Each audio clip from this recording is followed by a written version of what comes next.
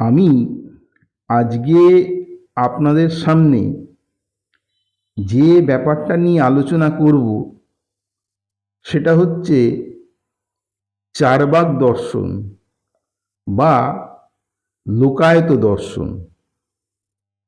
এখন চারবাক দর্শন বা চারবাক মতবাদের সঙ্গে ঈশ্বরের বিশ্বাসের বা ঈশ্বরের প্রমাণের কি সম্পর্ক, সেটাই এখানে আলোচ্য বিষয়। এখানে বলতে হবে চারবাক মতবাদ বা চারবাক দর্শন, যাকে লোকায়ত দর্শনও বলা হয়,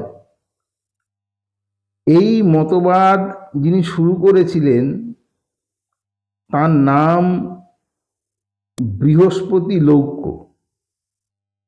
এটাই জানা যায়, এতটুকুই জানা যায়। এরও মতভেদ আছে। চারবাক দর্শন বা চারবাক মতবাদ একটি নিরীশ্বরবাদী দর্শন,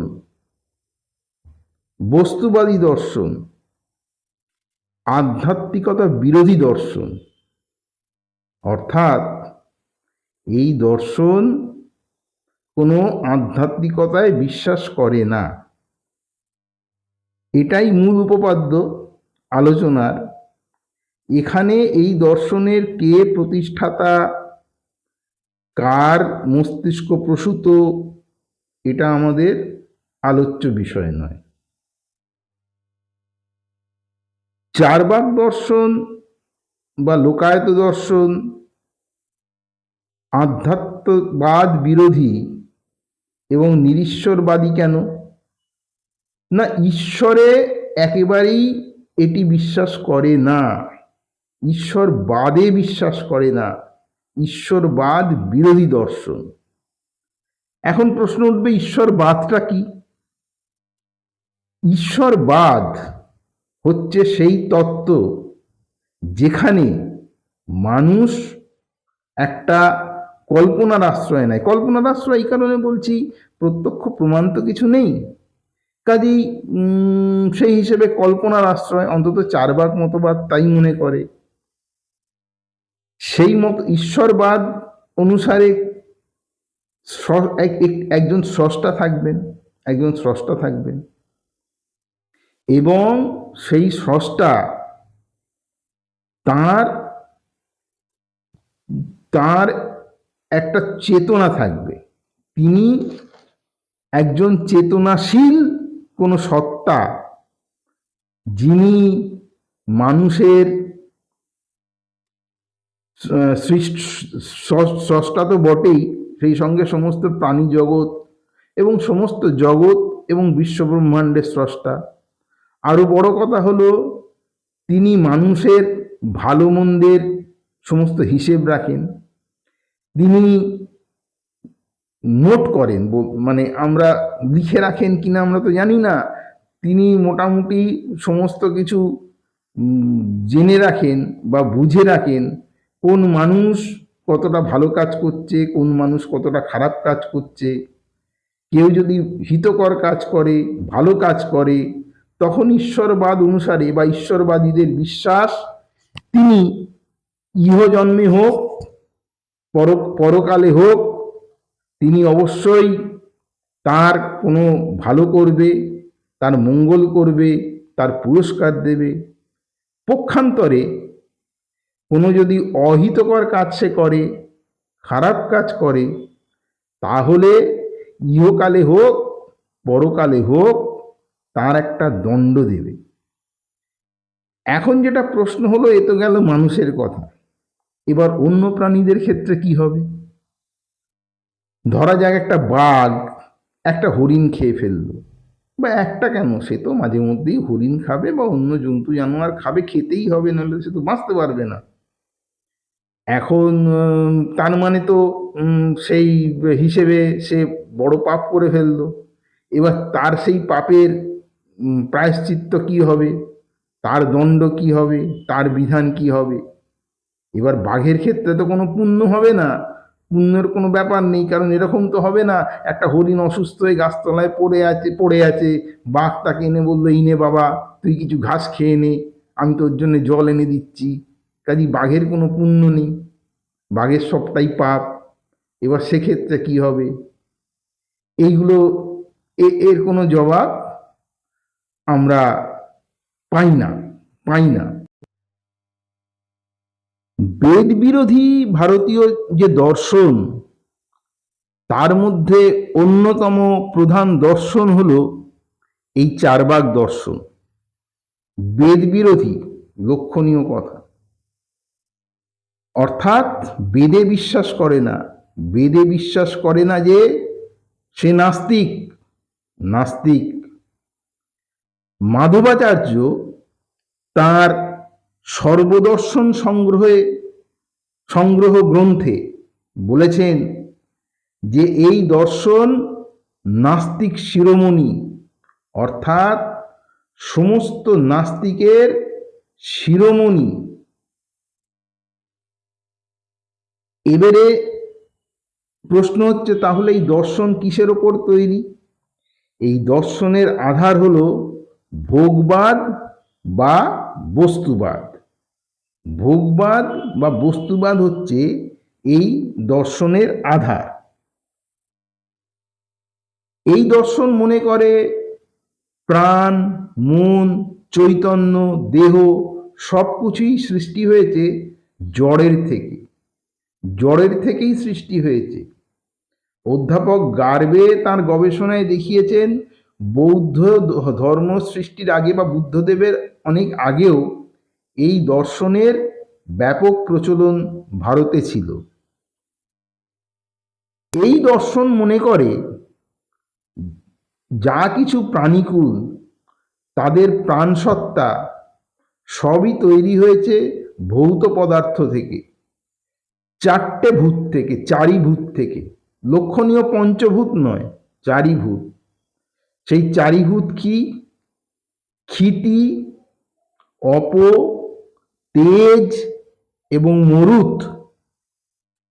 ক্ষিতি, অপ, তেজ এবং মরুত, বোম বা আকাশকে তারা এই দর্শনে ভৌত পদার্থ হিসেবে গণ্য করছে না। রামায়ণে এক জায়গায় রাবণ বলছেন, রামায়ণের অযোধ্যা কাণ্ডে রাবণ বলছেন যে দান, যজ্ঞ এগুলি সবই মানুষকে বশীভূত করার একটা উপায় মাত্র।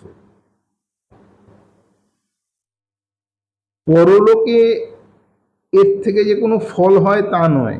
বস্তুত পরলোক বলে কিছুই হয় না, যা কিছু আছে তা ইহলোকেই আছে। আমরা যা কিছু প্রত্যক্ষ করি সেটাই সমস্ত কিছু, পরলোক অপ্রত্যক্ষ, কাজেই পরলোকের কোনো অস্তিত্ব নেই।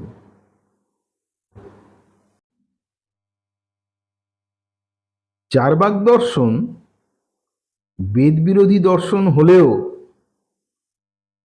এই দর্শনের মন্ত্র কিন্তু বপন করা আছে ঋগ্বেদে। আমরা যদি চারবাক দর্শন দেখি, চারবাক দর্শনের শুরুটা হচ্ছে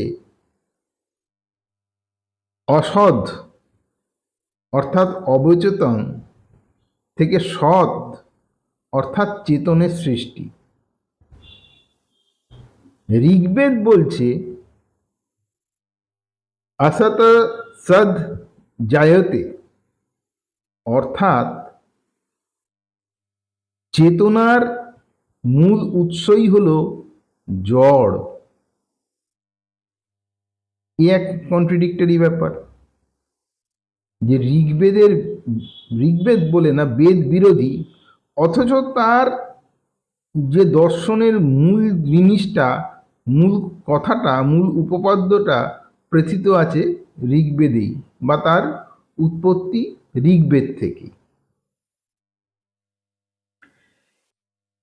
এরপরে আমরা যদি দেখি শান্তরক্ষিতের কথা, শান্তরক্ষিত তার তত্ত্ব সংগ্রহকারিকায় কমলা অশ্বতর, কমল অশ্বতর বলে এক ব্যক্তির উল্লেখ করেছেন, কমলাশ্বতর।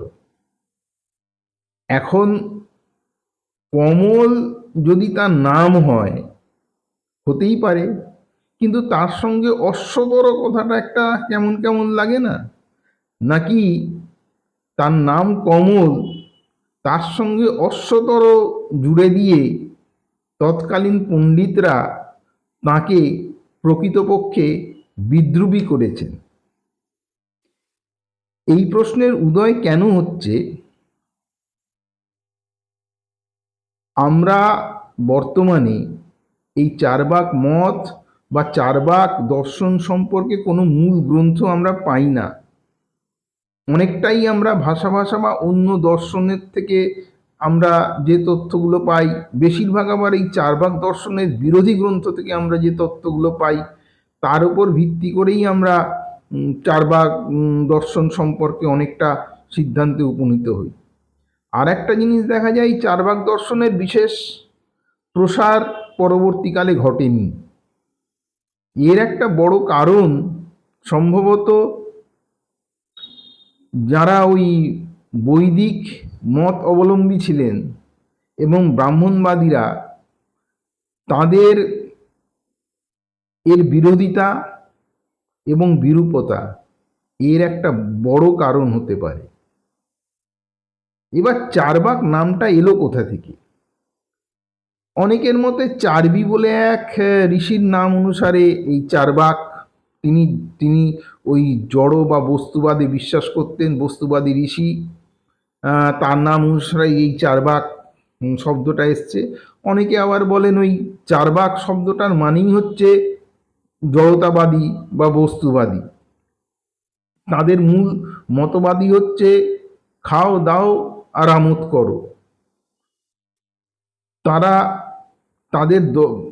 তাদের একটা আইডিওলজি বা চিন্তা ভাবনা হচ্ছে ঋণংকৃত্য ঘৃতং পিবেত, অর্থাৎ ধার করে হলেও তুমি সরেস জিনিসটা খাও। এই তো দুদিনের জগৎ, আজ আছি কাল নেই। আর যেহেতু তারা বিশ্বাস করেন যে মৃত্যুতেই সব শেষ, আর তারপরে কোনো কিছুই নেই, পরলোক বলেও কিছু নেই, সবই ইহলোকে, কাজে এইটাই তাদের মতবাদ।